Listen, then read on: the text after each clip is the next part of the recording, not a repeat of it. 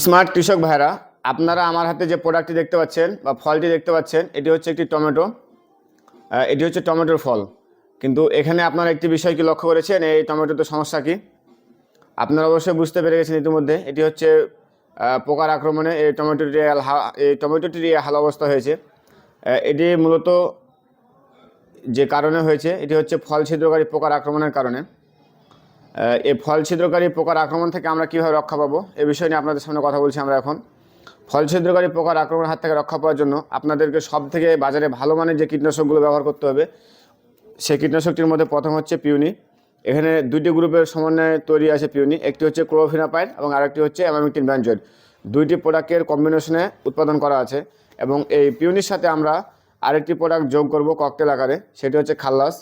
খাল্লাসে দুইটি গ্রুপ আছে, একটি হচ্ছে পাইরিফ্লুক্সিফেন, আরেকটি হচ্ছে ফেনোপাথ্রিন। এই দুইটি প্রোডাক্ট যদি আমরা একত্রে সংমিশ্রণ করে স্প্রে করি, তাহলে টমেটোর ফল ছিদ্রকারী পোকা নিমিষে ধ্বংস হবে। এখন প্রয়োগ মাত্রা বলি।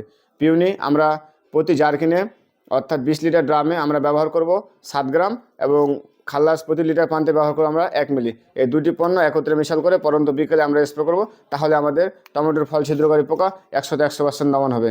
ধন্যবাদ।